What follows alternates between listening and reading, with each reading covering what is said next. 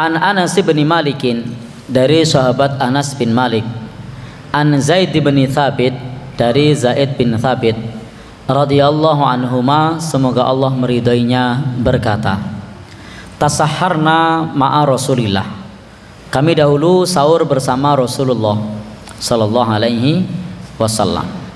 Thumma qama ila shalah, kemudian mendirikan salat, yakni salat subuh.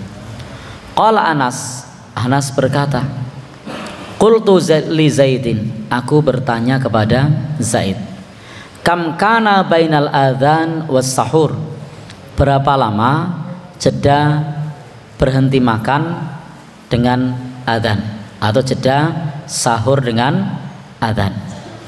Qala, Nabi pada saat itu dijawab oleh sahabat ini, yakni yang meriwayatkan hadis ini, yakni Zaid bin Thabit, qadru khamsina ayah, kurang lebih membaca sekitar 50 ayat. Jadi jedanya 50 ayat. Baik. Pelajaran apa yang bisa kita ambil di sini? Di sini adalah pelajarannya adalah bahwa Zaid sahur bersama Rasulullah sallallahu alaihi wasallam, dan termasuk sunnah dalam sahur itu diakhirkan.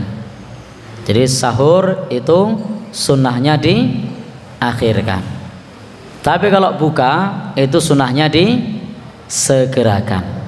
Maka kalau buka itu takjil, kalau sahur itu takhir.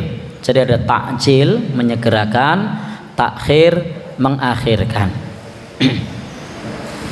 Maka pada saat itu Rasulullah bersama para sahabat itu sahur yang berhentinya hanya kurang lebih 50 ayat sebelum azan subuh. Maka Bapak Ibu, ketika kita sahur idealnya tidak kemeruputan. Kalau bahasa sini meruput ini, bahasa tempat lain tidak kegasian. Adzannya masih jam 4:30, 3:30 sudah selesai sahur, itu kelamaan. Kadang-kadang jam 3 sudah selesai sahur, padahal adzannya masih 4:30, itu kegasian. Pripun Pak? Ya, ngelih meneh mengko. Nah, teh ngelih meneh karena terlalu awal. Dan saya dulu ketika kecil itu kalau sahur begitu. Jadi saya ini dari keluarga yang kurang berada, yang di rumah itu kami tidak punya jam. Jadi di rumah itu kami tidak punya jam.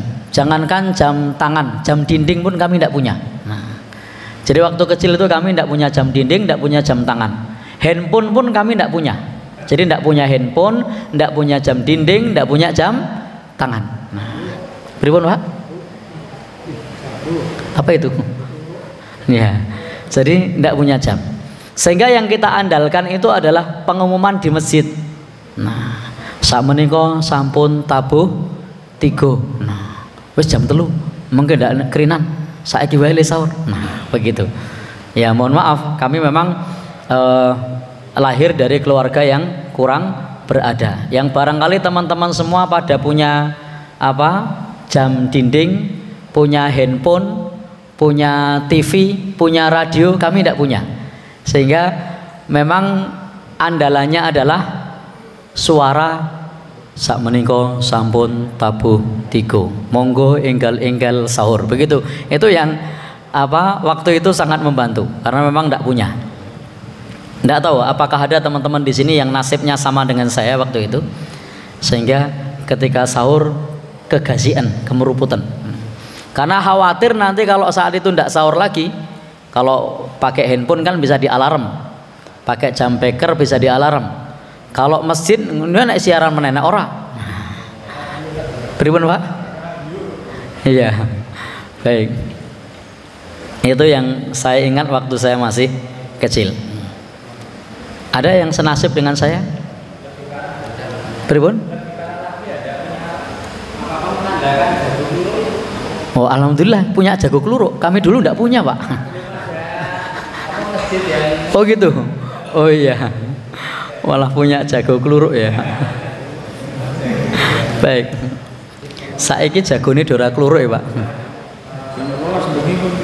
Lah niki jam 12 bengi pun kluruk nggih. Jadi anjurannya adalah takhir, mengakhirkan.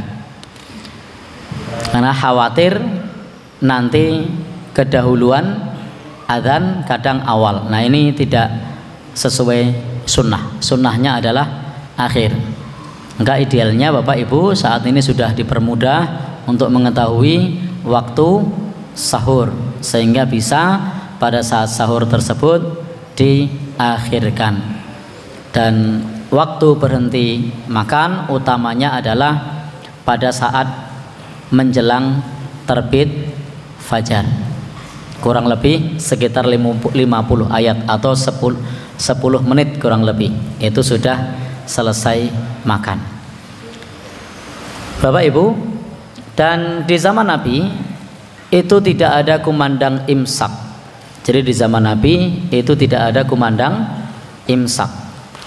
Imsak itu sifatnya istihadi. Di zaman Nabi tidak ada. Imsak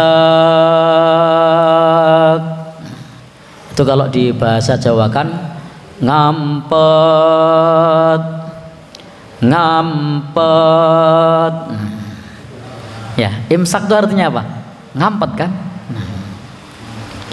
Jadi itu artinya ngampet. Dan tidak ada kumandang imsak di zaman Nabi. Karena memang asalnya selagi belum kumandang adzan subuh masih boleh makan dan minum. Jadi masih boleh makan dan minum selama belum kumandang adzan subuh.